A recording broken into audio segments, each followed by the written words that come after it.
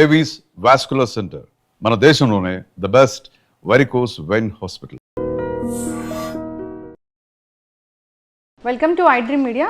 So జనరల్గా యూరిన్కి సంబంధించిన అనేక రకాల సమస్యలు ఇబ్బంది పెడుతూ ఉంటాయి. విమెన్లో ఎక్కువగా ఈ ప్రాబ్లం అనేది మనం చూస్తూ ఉంటాము. అయితే వీటిలో ఎక్కువగా ఏంటంటే తరచుగా మూత్రానికి వెళ్ళడం, ఎక్కువగా యూరినేషన్కి వెళ్ళడానికి అవసరం రావడం అనేది ఇబ్బంది పెట్టే సమస్య. అయితే ఇది డే టైంలో ఉంటుంది, కొందరికి నైట్లో కూడా ఎక్కువసార్లు మూత్రానికి వెళ్ళాల్సిన అవసరం అనేది ఉంటుంది. ఈ ప్రాబ్లం అనేది ఎందుకు, ఎన్నిసార్లు మూత్రానికి వెళ్తే మనం ఆరోగ్యంగా ఉన్నట్లు, సో దీని గురించిన పూర్తి వివరాలు తెలుసుకుందాం. మనతో పాటు ఉన్నారు ప్రముఖ యూరాలజిస్ట్ డాక్టర్ విశ్వాస్ గారు. డాక్టర్ గారు నమస్తే అండి. నమస్తే డాక్టర్ గారు, జనరల్గా ఒక హెల్దీ హ్యూమన్ యూరిన్కి వెళ్ళాలంటే ఎన్నిసార్లు వెళ్తే అది హెల్దీ అన్నట్లు? మనం రోజుకి 2.5 to 3 లీటర్స్ వాటర్ తీసుకుంటే 5 to 6 టైమ్స్ రోజంతా వెళ్ళేది నార్మల్ అనిపిస్తుంది. కొంతమంది 2.5 to 3 లీటర్స్ తీసుకున్నా చాలా సార్లు వెళ్తే దాన్ని అధికంగా వెళ్తున్నారని చెప్తాం. 5 to 6 కన్నా ఎక్కువ ఉంటే ఇది జనరల్గా. అల్టిమేట్లీ మనం ఎంత వాటర్ తీసుకుంటామో దాన్ని బట్టి మన యూరిన్ అవుట్పుట్ డిసైడ్. కొంతమంది 4 నుంచి 5 లీటర్లు తీసుకుంటారు. ఆబ్వియస్గా వాళ్ళు ఒక 8 నుంచి 9 సార్లు వెళ్తూ ఉంటారు. అది మెయిన్లీ వాళ్ళు వాటర్ ఎక్కువ తీసుకుంటున్నారు కాబట్టి ఎక్కువ సార్లు వెళ్తున్నారు. ప్రాబ్లంగా అయితే మనం చూడం. వాటర్ తక్కువ తీసుకున్నా ఎక్కువ సార్లు వెళ్తున్నారంటే అది ప్రాబ్లం అని చూస్తాం. ఓకే, అసలు జనరల్గా ఒక మనిషికి ఎంత నీళ్ళు అనేది అవసరం అవుతుంది? Yeah, so depends on the occupation. Labour ఉన్నారు, లేకపోతే ఎండలో బాగా తిరుగుతున్నారు, హార్డ్ వర్క్ చేస్తారు అంటే వాళ్ళకి 3 to 3.5 లీటర్స్ మినిమం తాగాల్సి వస్తుంది. ఎందుకంటే వాళ్ళు ఎక్కువగా డీహైడ్రేట్ అవుతుంటారు. ఎవరైతే డస్ట్ జాబ్ చేస్తారో లేకపోతే ఇంట్లోనే పని చేస్తారో వాళ్ళకి 2.5 to 3 లీటర్స్ ఇస్ ఎనఫ్. దాహం వేసినప్పుడు తాగితే సరిపోదా? గుర్తుపెట్టుకొని ఇలా లీటర్స్ వాటర్ తాగాల్సిన అవసరం ఉంటుందా డాక్టర్ గారు? ఎస్. సో మనం కిడ్నీ ప్రాపర్గా ఫంక్షన్ అవ్వాలంటే అడిక్వేట్ హైడ్రేషన్ అనేది చాలా కంపల్సరీ. మనం తక్కువ నీళ్లు తాగి దాహం అయినప్పుడే తాగితే ఏమవుతుందంటే స్టోన్ ఫార్మేషన్ రిస్క్ పెరిగిపోతుంది అండ్ యూరిన్ ఇన్ఫెక్షన్ రిస్క్ కూడా పెరిగిపోతుంది. అందుకనే మనం గుర్తుపెట్టుకొని రోజుకి 2.5 to 3 లీటర్స్ కనీసం వాటర్ ఇంటేక్ అనేది ఫిక్స్ చేసుకోవాలి. ఓకే, అయితే డాక్టర్ గారు తరచుగా మూత్రానికి వెళ్ళడం అంటే 5 to 6 టైమ్స్ కన్నా ఎక్కువగా మూత్రానికి వెళ్ళాల్సి వస్తే, నీరు తక్కువగా తీసుకున్నా కానీ, సఫిషియెంట్ నీరు తీసుకున్నా కానీ ఎక్కువసార్లు మూత్రానికి వెళ్ళాల్సి రావడం అనేది ఒక అనారోగ్య సమస్యలాగా చెప్తామా? ఎస్. సో దీంట్లో 2 రకాలుగా ఉంటుంది, ఫంక్షనల్ లేకపోతే అనాటమికల్. సో కొంతమందికి యూరిన్ దారిలో ఏమైనా ఇబ్బంది ఉంది లేదా బ్లాడర్లో ఏమైనా ఇబ్బంది ఉంటే కినా తరచుగా మూత్రానికి వెళ్తారు. సో యూరిన్ బ్లాడర్ పూర్తిగా ఖాళీ అవ్వకపోతే బ్లాడర్కి ఏమనిపిస్తుంది, బ్లాడర్లో ఇంకా యూరిన్ ఉంది అనిపిస్తుంది. సో బ్రెయిన్కి సిగ్నల్ వెళ్ళి మళ్ళీ యూరిన్ వెళ్ళాలి అని పేషెంట్ యూరిన్కి వెళ్తూ ఉంటారు. ఇంకోటి దారి సన్నగా ఉండడం వల్ల, పూర్తిగా ఖాళీ అవ్వకపోవడం వల్ల కూడా చాలామంది యూరిన్ పెడతారు. అండ్ మూడవది ఏంటంటే ఓవర్ యాక్టివ్ బ్లాడర్. ఇది యూజువల్గా వింటర్ సీజన్లో కానీ కొంచెం రెయినీ సీజన్లో కానీ చాలామందికి ఉంటుంది. దాంట్లో ఏంటంటే బ్లాడర్ కొంచెం సెన్సిటివ్గా ఉంటుంది. సో తరచుగా కాంట్రాక్ట్ అవ్వడము, తరచుగా యూరిన్ పోయాలి అనే సిగ్నల్ రావడం వల్ల ఏ దారిలో ఏ ఇబ్బంది లేకున్నా కానీ పేషెంట్ తరచుగా యూరిన్కి వెళ్తుంటారు. దీనికి కొన్ని ఇవి ఉంటాయి, టాబ్లెట్స్ ఉంటాయి. దాని హెల్ప్తో బ్లాడర్ సెన్సిటైజేషన్ ఇది చేసుకొని ఇది ఈజీగా ట్రీట్ చేసుకోవచ్చు. అండ్ అదే స్కానింగ్ లేదా యూరోఫ్లోమెట్రీ అనే ఒక టెస్ట్తో మనం డిసైడ్ చేస్తాం పేషెంట్కి యూరిన్ దారిలో ఏమైనా ఇబ్బంది ఉందా లేకపోతే బ్లాడర్ పూర్తిగా ఖాళీ అవుతుందా లేదా అని చూసుకొని మనం ట్రీట్మెంట్ ఇస్తాం. ఓకే, ఇది నైట్లో కూడా చాలామంది ఇలాంటి ప్రాబ్లం ఫేస్ చేస్తూ ఉంటారు, అదెందుకు? సో బేసికలీ బీపీహెచ్ అనే ఒక సమస్య ఉంటుంది, బినైన్ ప్రోస్టాటిక్ హైపర్ప్లేషియా. ఇది మగవాళ్ళలో మాత్రమే అవుతుంది. 50 years దాటాక వాళ్ళకి నాక్ట్యూరియా అంటాం, అది ఫస్ట్ సిమ్టమ్. ప్రోస్టేట్ సమస్య ఉన్న వాళ్ళకి నాక్ట్యూరియా అనేది ఫస్ట్ సిమ్టమ్. అంటే night time more than once లేచి వెళ్ళాల్సి రావటం. సో అటువంటప్పుడు మనం ప్రోస్టేట్కి తగిన టెస్టులు చేసి దాన్ని ట్రీట్మెంట్ చేస్తే అది సెట్ అయిపోతుంది. మిగతాది యంగ్ పాపులేషన్లో మేల్స్లో కానీ ఫీమేల్స్లో కానీ, మేల్స్లో అయితే చాలా రేర్గా చూస్తుంటాం. ఓవర్ యాక్టివ్ బ్లాడర్ ఉంటే అవుతుంది లేదా యూరిన్ దారిలో ఏమైనా సమస్య ఉంటే వస్తుంది. యంగ్ ఉమెన్లో రికరెంట్ ఇన్ఫెక్షన్స్ అనేది చాలా కామన్. ఎంత కామన్ అంటే ఒక మహిళలో జీవితాంతంలో అట్లీస్ట్ వన్స్ యూరిన్ ఇన్ఫెక్షన్ రావడం 50% రిస్క్ ఉంటుంది. సో బయట ఒక 1000 మంది ఉన్నారనుకోండి, దాంట్లో 500 మందికి ఎప్పుడో ఒకసారి ఒక ఇన్ఫెక్షన్ వచ్చే ఉంటుంది. సో ఆ ఇన్ఫెక్షన్ రావడం వల్ల నాక్చ్యూరియా రావచ్చు, లేదా డే టైం ఫ్రీక్వెన్సీ రావచ్చు. ఇంకోటి వాళ్ళకు కూడా ఓవర్ యాక్టివ్ బ్లాడర్ అనే సమస్య రావచ్చు, దానివల్ల కూడా తరచుగా యూరిన్ వెళ్ళే ఇది ఉంటుంది. ఎట్లా తగ్గిస్తారు డాక్టర్ గారు? అది దానికి ట్రీట్మెంట్ అంటే ఎలా ఉంటుంది? సర్జరీలా లేకపోతే టాబ్లెట్స్తో సరిపోతుంది? సో యూజువల్గా ఇన్ఫెక్షన్స్ ట్రీట్మెంట్ టాబ్లెట్స్తోనే సరిపోతుంది. కొంతమంది రికరెంట్ యూటీఐస్ అని వింటుంటాం, అది ఆడవాళ్ళల్లో చాలా కామన్గా వింటుంటాం. ఎందుకంటే మహిళల్లో యూరిన్ దారి చాలా చిన్నగా ఉంటుంది, జస్ట్ 4 సెంటీమీటర్స్ ఉంటుంది. బ్లాడర్కి మన బయట ప్రపంచానికి జస్ట్ 4 సెంటీమీటర్. సో బ్యాక్టీరియా ఈజీగా బ్లాడర్లోకి ఎంటర్ అవుతుంది. అందుకే మహిళల్లో రికరెంట్ ఇన్ఫెక్షన్స్ కామన్గా చూస్తుంటాం. సో రికరెంట్ ఇన్ఫెక్షన్స్ ఉంది అనే డెఫినేషన్ ఏంటంటే 6 నెలల్లో 2 సార్లు రావడం, లేదా 1 సంవత్సరంలో 3 సార్లు కంటే ఎక్కువ రావడం, అప్పుడు మనం రికరెంట్ ఇన్ఫెక్షన్స్ అని ఇచ్చేసి ఏంటి సమస్య అని నెక్స్ట్ చూస్తుంటాం. జస్ట్ వన్స్ ఆర్ ట్వైస్ వచ్చింది అంటే జస్ట్ ఒక క్యాజువల్ ఇన్ఫెక్షన్గా భావించి ఒక యాంటీబయాటిక్ కోర్సు ఆపేస్తాం, ఎక్కువ టెస్ట్ చేయం. 6 నెలల్లో 2 సార్లు కంటే ఎక్కువ రావడం, లేదా 1 సంవత్సరంలో 3 సార్లు కంటే ఎక్కువ రావడం, అప్పుడు రికరెంట్ ఇన్ఫెక్షన్స్ వచ్చి స్కానింగ్ చేయడము, లేదా యూరిన్ దారిలో ఏమైనా ప్రాబ్లం ఉందా చూసుకోవడము, ఇవన్నీ చూసుకొని ఆ ట్రీట్మెంట్ని ఇచ్చేస్తాం. యూరిన్ దారిలో ప్రాబ్లం మెయిన్లీ ఓల్డ్ ఏజ్లో వస్తుంది. యంగ్ పాపులేషన్లో దారిలో చిన్నబడటం ఇవన్నీ యూజువల్గా చూడడం. సో ఓల్డ్ ఏజ్లో ఉంటే దారి చిన్నబడితే దానికి ఆపరేషన్ చేస్తాం. ఓకే. కాకపోతే ఇన్ఫెక్షన్స్ లేదా ఓవర్ యాక్టివ్ బ్లాడర్కి మెడిసిన్స్తో క్యూర్ అయిపోతుంది. అసలు ఇలాంటి ప్రాబ్లం రాకూడదు అంటే జాగ్రత్తలు ఏముంటాయి? సో మెయిన్ అంటే వాటర్.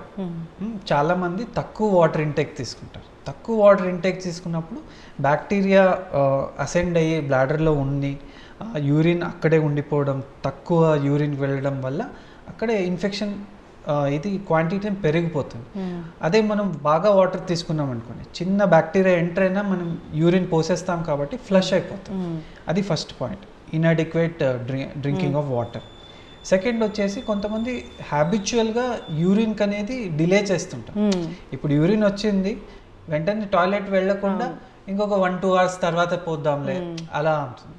అలా కొంతమంది హ్యాబిచువల్గా చేస్తారు. ఇంకొంతమంది తమ ప్రొఫెషన్కి అనుగుణంగా, అంటే డ్రైవర్స్ కానీ లేదా మార్కెటింగ్ ఫీల్డ్ వాళ్ళు కానీ, వాళ్ళ ప్రొఫెషన్ ఎక్కడ పడితే అక్కడ వాళ్ళు యూరిన్ వెళ్ళలేరు. సో వాళ్ళు హ్యాబిచువల్గా ఇప్పుడు మార్నింగ్ వెళ్ళామంటే నెక్స్ట్ ఆఫ్టర్నూన్ లేదా ఈవినింగ్ ఇలా డిలే చేసుకుంటాం. అలాంటి వాళ్ళకు కూడా ఈ బ్యాక్టీరియా అనేది ఒకసారి ఎంటర్ అయ్యి అలా డిలే అవ్వడం వల్ల గ్రో అయిపోతుంది. అది ఒకటి.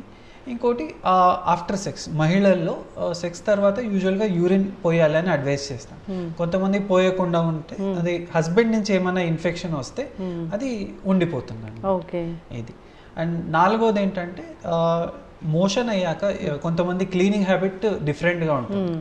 మోషన్ హోల్ అనేది, ఏనస్ అనేది వెనక పక్క ఉంటుంది, అక్కడ బ్యాక్టీరియా ఎప్పుడూ ఉంటుంది. సో అక్కడి నుంచి మనం ముందుకి వాష్ చేసుకుంటే అక్కడ ఉండే బ్యాక్టీరియా మనం యూరిన్ దారికి తెస్తున్నాం. సో ఆ హ్యాబిట్ని మనం మానుకోవాలి. చక్కగా చెప్పారు డాక్టర్ గారు. ఈ టిప్స్ అందరూ ఫాలో అవ్వాలని కోరుకుందాం. అయితే చాలామందికి యూరిన్ వెళ్ళేటప్పుడు ఇప్పుడు మెన్ కానీ ఉమెన్ కానీ నొప్పిగా అనిపిస్తుంది అంటారు. అది ఎందుకు? అది దీనివల్లేనా, ఇన్ఫెక్షన్ వల్లేనా, లేకపోతే ఇంకా ఏదైనా సపరేట్ కారణం ఉంటుందా?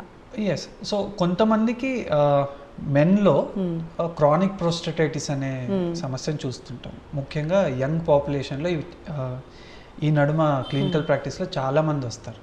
సో ఈ క్రానిక్ ప్రోస్టటైటిస్ అంటే మోర్ దెన్ 3 months ఇన్ఫెక్షన్ అక్కడ ఉండిపోవడం. సో దీన్ని ట్రీట్ చేయడం కష్టం, ఎందుకంటే అక్యూట్ ఇన్ఫెక్షన్స్కి ట్యాబ్లెట్ ఇచ్చేస్తే క్లియర్ అయిపోతుంది. క్రానిక్ అంటే అక్కడ బ్యాక్టీరియా ఉండిపోతుంది. సో ప్రోస్టేట్లో రక్త సరఫరా కూడా చాలా తక్కువ ఉంటుంది. సో మనం ఇచ్చిన యాంటీబయాటిక్ కూడా చాలా తక్కువగా వెళ్తుంది కాబట్టి ఈజీగా ట్రీట్ చేయడం కష్టం.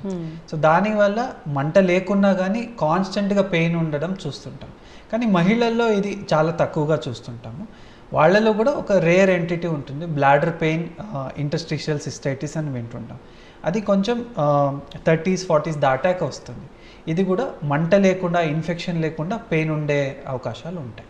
ఓకే డాక్టర్ గారు, యూరినరీ బ్లాడర్ అనేది హెల్తీగా ఉందా లేదా తెలుసుకోవాలంటే టెస్ట్లకు వెళ్ళాల్సిందేనా? సో యూరినరీ బ్లాడర్ హెల్తీగా ఉంది అంటే జస్ట్ ఒక యూరిన్ టెస్ట్ చేస్తాం. యూరిన్ టెస్ట్లో అన్నీ చాలా పారామీటర్స్ ఉంటాయి. గ్లూకోజ్ ఉంటుంది, బైల్ ఉంటుంది, బ్యాక్టీరియా ఉంటుంది. సో మీకు షుగర్ ఉందా లేదా మనం యూరిన్ టెస్ట్లో తేల్చుకోవచ్చు. లివర్ బాగా పనిచేస్తుందా లేదా యూరిన్ టెస్ట్లో చేసుకోవచ్చు, ఇన్ఫెక్షన్ ఉందా లేదా యూరిన్ టెస్ట్లో చేసుకోవచ్చు. సో ఒక చిన్న యూరిన్ ఎగ్జామినేషన్తో చాలా విషయాలు, బాడీ కరెక్ట్గా ఉందా లేదా తెలుసుకోవచ్చు, మరి బ్లాడర్ హెల్తీగా ఉందా లేదా తెలుసుకోవచ్చు. మరి ఒక చిన్న అల్ట్రాసౌండ్ స్కానింగ్లో కూడా మనకి బ్లాడర్ హెల్త్ అనేది చక్కగా తెలిసిపోతుంది. ఓకే, ఇప్పుడు హోమ్ రెమెడీస్ కూడా పాటిస్తుంటారు చాలామంది యూరిన్ ఇన్ఫెక్షన్ వచ్చినప్పుడు, పనిచేస్తాయా డాక్టర్ గారు? సో హోమ్ రెమెడీస్లో క్రాన్బెర్రీ జ్యూస్ అనేది కొన్ని స్టడీస్లో పనిచేస్తుందని మనం చూస్తాము. సో మనం మెయిన్గా వాటర్ ఇంటేక్ సరిగ్గా చేసుకుంటే మనకి వేరే ఏ రెమెడీ అవసరం లేదు. అవును, that is the main important. ఎక్కువగా తీసుకోకూడదు, అట్లానే తక్కువగా తీసుకోకూడదు. కరెక్ట్. ఇప్పుడు బయట వెళ్ళినప్పుడు చాలామంది టాయిలెట్స్ బాగాలేవని యూరిన్కి వెళ్లకుండా ఉంటారు, ఇన్ఫెక్షన్స్ వస్తాయని. నిజంగానే బయట టాయిలెట్స్ వల్ల కూడా యూరిన్ ఇన్ఫెక్షన్స్ వస్తాయా? వచ్చే అవకాశాలు అయితే ఉంటాయి. సో మొన్న ఒక పేషెంట్ అన్నారు, సార్ మా ఆఫీస్లో టాయిలెట్స్ అయితే క్లీన్ ఉండవు, అందుకని నేను చాలా తక్కువ సార్లు వెళ్తాను. సో దానివల్ల 2 డ్రాబ్యాక్స్. ఒకటి, హ్యాబిచువల్గా తను యూరిన్ పోయకుండా హోల్డ్ చేసుకుంటాను, సో ఇన్ఫెక్షన్ వచ్చి ఇది అవుతుంది. ఇంకొకటి, టాయిలెట్స్ బాగా లేకపోతే they have to do some other thing. So you have to find toilets అనేవి సరిగా లేకపోతే ఇన్ఫెక్షన్ అనేది ఖచ్చితంగా వస్తుంది. హైజీన్ కరెక్ట్గా లేకపోతే బ్యాక్టీరియా డెఫినెట్గా మన థైస్ కానీ యూరిన్ దారి దగ్గర వచ్చే అవకాశం ఉంటుంది. సో ఐదర్ హైజీన్ ఉండే టాయిలెట్ చూస్ చేసుకోవాలి, లేదా ఫ్రీక్వెంట్గా వాటర్ తీసుకొని యూరిన్ చేస్తూ ఉండాలి. అయితే ఇప్పుడు తరచుగా యూరిన్ ఇన్ఫెక్షన్స్ వస్తున్నాయంటే అది కిడ్నీ మీద కూడా ప్రభావం చూపిస్తుందా? కరెక్ట్. సో దీన్ని అసెండింగ్ ఇన్ఫెక్షన్స్ అంటాం, అంటే కింద నుంచి పైకి వెళ్తుంది. ఫస్ట్ యూరిన్ దారిలో నుంచి బ్లాడర్లోకి వెళ్ళి బ్లాడర్ అంతా కొలనైజ్ అయ్యాక నెక్స్ట్ కిడ్నీ వైపే అవి పైకి వెళ్తాయి. సో అప్పుడు మనకి సిస్టమిక్ ఇది సిమ్టమ్స్ వస్తాయి, అంటే ఫీవర్ రావడము లేదా పెయిన్ రావడము అవన్నీ ఉంటాయి. అప్పుడు ఇది ఏదైతే ఓపీడీ బేసిస్లో మనం ట్రీట్ చేస్తామో యూరిన్ ఇన్ఫెక్షన్స్, కిడ్నీ వచ్చినప్పుడు హాస్పిటలైజేషన్ అవ్వాల్సి వస్తుంది, ఎందుకంటే అది కొంచెం సీరియస్ ఇన్ఫెక్షన్స్. అంటే అది కిడ్నీని ఎంత డ్యామేజ్ చేసింది అనేది తెలుసుకోవచ్చా డాక్టర్ గారు? సో ఒక్కసారి ఇన్ఫెక్షన్ వస్తే కిడ్నీగా మేజర్గా డ్యామేజ్ అయితే అవ్వదు, కానీ రికరెంట్గా మళ్ళీ ఇన్ఫెక్షన్ వస్తుంటే కిడ్నీ ఖచ్చితంగా డ్యామేజ్ అవుతుంది. దాంట్లో మనం ఒక స్కాన్ చేస్తాం, డిఎంఎస్ఎస్ స్కాన్ అని. దాంట్లో కిడ్నీ ఎంతవరకు డ్యామేజ్ అయ్యింది, ఎంతవరకు హెల్తీ ఉంది అని మనం చూసుకోవచ్చు. అది రికరెంట్ ఇన్ఫెక్షన్స్ అయ్యే వాళ్ళకి మాత్రమే మనం అడ్వైస్ చేస్తాం. పిల్లల్లో యూరిన్ ఇన్ఫెక్షన్స్ వస్తే కూడా ఈ కిడ్నీ స్కాన్ వరకు వెళ్ళాల్సిందే? Yes, correct. సో పిల్లల్లో కూడా ఇది కామన్గా డిఎంఎస్ఏ స్కాన్ అని చేయిస్తాం. దాంట్లో మనకి కిడ్నీ ఎంత డ్యామేజ్ అయిందో తెలుస్తుంది, అండ్ కిడ్నీ ఫంక్షన్ ఎంత ఉందని కూడా తెలుస్తుంది. చిన్న పిల్లల్లో వెసైకోరెట్రిక్ రిఫ్లెక్సిస్ అనే ఒక కండిషన్ చూస్తుంది, అంటే బ్లాడర్ నుంచి యూరిన్ రిఫ్లెక్స్ అవుతుంది. నార్మల్గా కిడ్నీకి యూరిన్ వెళ్ళకూడదు, వన్ వే రావాలి, వన్ వే ట్రాఫిక్ అంతే. కాకపోతే కొంతమందికి టైట్గా లేకపోవడం వల్ల బ్లాడర్ నుంచి యూరిన్ రిఫ్లెక్స్ అవుతుంది. సో బ్లాడర్లో ఇన్ఫెక్షన్ అయ్యి ఆ ఇన్ఫెక్షన్ తరచుగా కిడ్నీకి వెళ్తుంది, దానివల్ల కిడ్నీ డ్యామేజ్ చాలా కామన్గా చూస్తాం. Okay, yes. సో అయితే ఇప్పుడు చెప్పిన ఆ టెస్ట్లు ఏవైనా చేయించుకుంటే ఏదైనా రేడియేషన్ ఎఫెక్ట్ అలా ఉంటుందా డాక్టర్ గారు? నార్మల్గా సిటీ స్కాన్లో మనకి రేడియేషన్ ఎఫెక్ట్ చాలా ఎక్కువ ఉంటుంది. కాకపోతే ఈ న్యూక్లియర్ మెడిసిన్ స్కాన్స్, డిటిపిఏ అని వింటుంటాం, డిఎంఎస్ఏ అని ఉంటుంటాం, సో చాలా తక్కువ రేడియేషన్ ఉంటుంది. సో ఎక్స్రే కంటే ఎక్కువ ఉంటుంది, సిటీ స్కాన్ కంటే తక్కువ ఉంటుంది. సో మోడరేట్గా ఉంటుంది. ఎప్పుడో ఒకసారి ఆ స్కాన్ చేసుకోవడం వల్ల ఎక్కువ ప్రాబ్లం అయితే ఉంటుంది. చిన్నపిల్లల్లో మనం చేస్తున్నామంటే సేఫర్ అనే అర్థం. సో పెద్దవాళ్ళు ఈజీగా చేసుకోవచ్చు.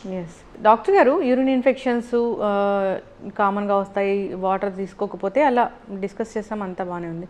చాలామంది కొన్ని రకాల ఫుడ్స్ తిన్నప్పుడు, పచ్చడి అలాంటివి తిన్నప్పుడు, పిగిల్స్ తిన్నప్పుడు చెప్తారు ఏంటంటే వేడి చేసింది అని. వేడి చేయడం వల్ల యూరిన్ వెళ్ళే దారిలో అంతా మంట వస్తుంది అని. అది అంటే ఏమంటారు డాక్టర్ గారు మెడికల్ టర్మినాలజీలో దాన్ని? సో కొంతమందికి ఫస్ట్ ఆఫ్ ఆల్ కొన్ని ఫుడ్స్తో సెన్సిటివ్గా ఉంటారు. బ్లాడర్ కూడా ఒక ఆర్గన్ కాబట్టి కొన్ని ఫుడ్స్తో సెన్సిటివ్గా ఉంటుంది. కామన్ ఫుడ్స్ ఏంటంటే tea, coffee, spicy foods. So ఇలాంటి ఫుడ్స్ తీసుకున్నప్పుడు బ్లాడర్ సెన్సిటివిటీ ఎక్కువ అయ్యి కొంచెం తరచుగా వెళ్ళడము లేదా వేడిగా యూరిన్ వెళ్ళడము ఇలా అవుతుంది. అండ్ దానికి తోడు పేషెంట్ తక్కువ నీళ్ళు తాగుతున్నారంటే యూరిన్ ఎల్లోగా వెళ్ళడము, వేడిగా వెళ్ళడము చూస్తుంటాం. సో మనం ఏదైతే ఫుడ్స్ని ఐడెంటిఫై చేసుకుంటే లేదా వాటర్ బాగా తాగితే మనం ఈ వేడి చేసే ప్రాబ్లమ్ని మనం అరికట్టవచ్చు. ఓకే, చక్కటి ఇన్ఫర్మేషన్ డాక్టర్ గారు. ఇంకొకటి ఏంటంటే యూరిన్ వెళ్ళినప్పుడు చాలా బబుల్స్ వస్తుంటాయి, బుడగలు లాగా వస్తుంటాయి, నురుగు వస్తూ ఉంటుంది అంటారు. అది ఏమైనా సీరియస్ ప్రాబ్లమా? సో కొన్నిసార్లు నురగ రావడం అంటే మనం ఎప్పుడో ఒకసారి నురగ రావడం లేదా యూరిన్ ఫోర్స్గా పాస్ చేసినప్పుడు నురగ రావడం అది నార్మలే చూస్తాం. కాకపోతే కొన్నిసార్లు ప్రోటీన్ లాస్ అయినప్పుడు కూడా మనకి నురగ రావడం ప్రాబ్లం ఉంటుంది. సో అలాంటప్పుడు మనం యూరిన్ టెస్ట్ చేయించుకుంటే అది నార్మల్ నురగ లేకపోతే ఏమైనా స్టార్టింగ్ స్టేజ్లో మనం ఉందా అని మనం చూసుకోవచ్చు. ప్రోటీన్ లాస్ ఎవరిలో అవుతుంది అసలు? So protein loss kidney problem వల్ల అవుతుంది. కిడ్నీ నార్మల్గా ప్రోటీన్ ఫిల్టర్ చేస్తుంది. సో కిడ్నీలో ఏమైనా ప్రాబ్లం ఉంటే ఆ ఫిల్టర్ బదులు ప్రోటీన్ లాస్ అయిపోతుంది. సో అది మనం యూరిన్ టెస్ట్లో అర్లియస్ట్ స్టేజ్లో మనం చూసుకోవచ్చు.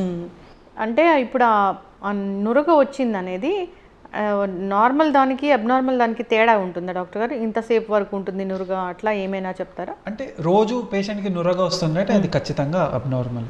ఓకే. సో అలాంటప్పుడు మనం యూరిన్ టెస్ట్ చేసుకొని ప్రోటీన్ లాస్ ఏమైనా ఉందా చూసుకొని చేసుకుంటాం. యూరిన్ టెస్ట్కి ఇచ్చేటప్పుడు కూడా అంటే ల్యాబ్కి వెళ్ళి ఇస్తే సరైన టెస్ట్ వస్తుందా, లేకపోతే మనం ఇంటి దగ్గర ఉండి ఇచ్చిన సరైన టెస్టే వస్తుందా?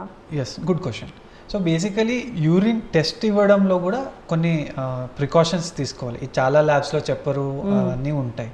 ఏంటంటే mid stream clean catch urine అని చెప్తాం మెడికల్ భాషలో. మిడ్ స్ట్రీమ్ అంటే యూరిన్ పోసిన అర్ధ భాగంలో వచ్చే యూరిన్ శాంపుల్నే ఇవ్వాలి. స్టార్టింగ్ శాంపుల్లో ఇస్తే కన్నా చాలా అబ్నార్మాలిటీస్ వస్తాయి, మనం కరెక్ట్గా ఇంటర్ప్రిట్ చేయలేము. అందుకని ఎప్పుడు యూరిన్ ల్యాబ్లో యూరిన్ టెస్ట్ ఇచ్చేటప్పుడు స్టార్టింగ్ యూరిన్ శాంపుల్ని డిస్కార్డ్ చేసి మధ్యలో వచ్చే యూరిన్నే తీసుకోవాలి. అండ్ యూరిన్ ఇచ్చేటప్పుడు కూడా అక్కడ ఏరియాని క్లీన్ చేసుకొని ఇవ్వాల్సి వస్తుంది. సో అలాంటప్పుడు మనకి కరెక్ట్ రిపోర్ట్స్ వస్తాయి. ఇంకోటి ఈ యూరిన్ ఎగ్జామినేషన్ అనేది with in half an hour ల్యాబ్లో మనం the doctor who is examining చూస్తారు. సో ఇంటి దగ్గర ఇచ్చిన శాంపుల్ ల్యాబ్కి కొంచెం లేట్గా వెళ్ళింది లేదా టెంపరేచర్ ఎక్కువ ఉంది, ఇప్పుడైతే ఓకే. సో ఎండాకాలంలో టెంపరేచర్ ఎక్కువ ఉంటుంది కాబట్టి ల్యాబ్కి వెళ్ళే టైం ఎక్కువ అయిపోతే చాలా పారామీటర్స్ ఇది వేరీ అవుతాయి. సో ఎప్పుడు ఇచ్చినా ల్యాబ్లో ఇవ్వడం బెస్ట్. లేదా ఇంట్లో ఉంది అంటే త్వరగా ల్యాబ్కి చేరుతుంది అంటే మనం ఇంట్లో ఇవ్వచ్చు. ఓకే, ఎస్, చక్కటి ఇన్ఫర్మేషన్ డాక్టర్ గారు. యూరిన్ ఇన్ఫెక్షన్ తరచుగా మూత్రానికి వెళ్ళడానికి అవసరం రావడం అనేది అదొక ప్రాబ్లమే. సో 5 to 6 times కన్నా ఎక్కువగా ఫ్రీక్వెంట్ యూరినేషన్ ఉంటే కనుక ఖచ్చితంగా డాక్టర్ని సంప్రదించాల్సిందే. చాలామంది యూరిన్ హోల్డ్ చేయడము, ఇన్ఫెక్షన్ వచ్చినా కానీ ఆ ట్యాబ్లెట్స్ అవి ఇవి వాడుతూ ఉంటారు.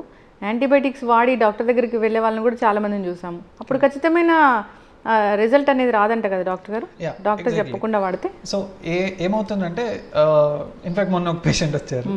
ఏంటంటే లైక్ ఎప్పుడో ఒక 5 years బ్యాక్ యూరిన్ ఇన్ఫెక్షన్ వచ్చింది. అప్పుడు డాక్టర్ గారు ఒక టాబ్లెట్ ఇచ్చారు. సో దాని తర్వాత ప్రతి 6 నెలలకు ఒకసారి ఇన్ఫెక్షన్ వస్తుంది, అదే టాబ్లెట్ వేసుకుంటారు, అలానే కంటిన్యూ చేస్తున్నారు. సో ఫైనల్గా వచ్చారు. అలాంటి దానివల్ల ఏమవుతుందంటే యాంటీబయాటిక్ రెసిస్టెన్స్ వస్తుంది.